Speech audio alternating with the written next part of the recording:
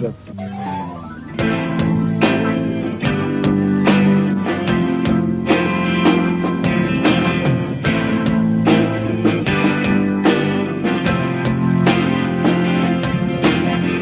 Czy widzisz dzisiaj, jak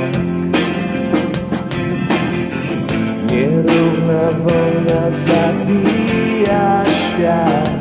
Świat, gdzie ptak i drzewo jest. Czy myślałeś kiedyś o tym, że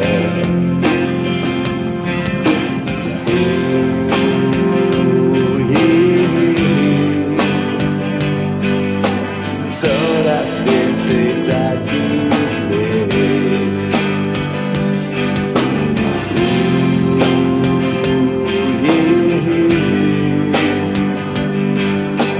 Coraz więcej takich